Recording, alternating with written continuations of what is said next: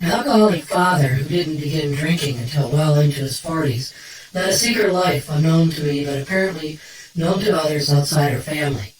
I eventually moved 2,000 miles away and had my own family, during which time things really started to go off the rails for my dad. Later I learned of the horrible decisions he made and the negative effect the C2H5OH poison had on him and my immediate family. During college, while waiting tables at a very nice eating establishment, the manager came to me and asked if it was okay if my dad had another drink. He wasn't sitting in my section, so I had no idea what he was talking about.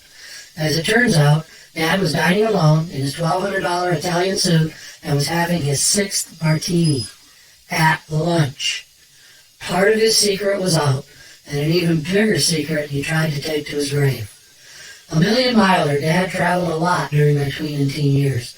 He didn't give me much direct advice. I mostly observed what not to do. Mom was busy with a oops baby and just seemed over her head with a very active teenage boy. I later learned through some really good counseling that I self-parented. I didn't even know there was such a thing. I also learned I was a binge drinker. I didn't drink every day, but when there was a party, or wasn't, and one needed to be created, I was your guy. During his final 17 years of life, living clean and sober after I kidnapped him and his dog and put him in his 3rd rehab facility, which finally took, Dad gave me a rare gem, and I quote, "Never make important or big decisions while you're drinking." Look good on paper. Dad died of Alzheimer's that was accelerated by his previous alcoholism, according to his neurologist. I took note. Experimenting with a variety of alcoholic libations starting at the age of 15, I made some bad decisions. But honestly, some of them are pretty damn funny, the inspiration for these stories. My adult entrepreneurial endeavors allowed me to make bad decisions in many different countries and cultures around the world. I became the default event coordinator for executive colleagues and customers working for multi-billion-dollar companies with very large expense accounts. You know who you are. I have photos. A party in every port. The worst decisions I won't share out of respect for those I love and those I may have hurt along my path of 43 years of living large and being the most interesting person on the planet while under the influence of alcohol.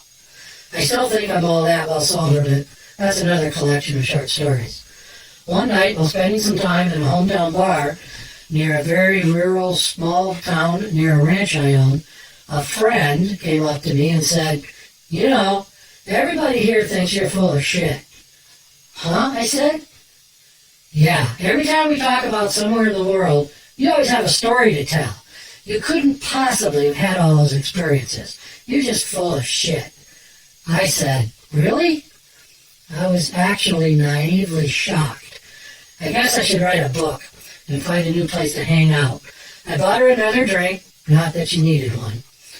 Alcohol is often a truth serum, and it's pretty handy sometimes when you want to get the inside scoop about something, or someone. I once saw George Carlin at a Victoria Station restaurant. He was with a group of people that were having a great loud time. George was at the end of the table with his head slightly tilted down and his eyes closed, not moving. We found that picture hysterically funny and joked about taking his pulse. George famously described a member of his family as having, quote, "lacked the ability to efficiently metabolize ethanol," end quote. I use that inability of others often in my business endeavors to get the truth about a business opportunity. I was really good at it. I have photos.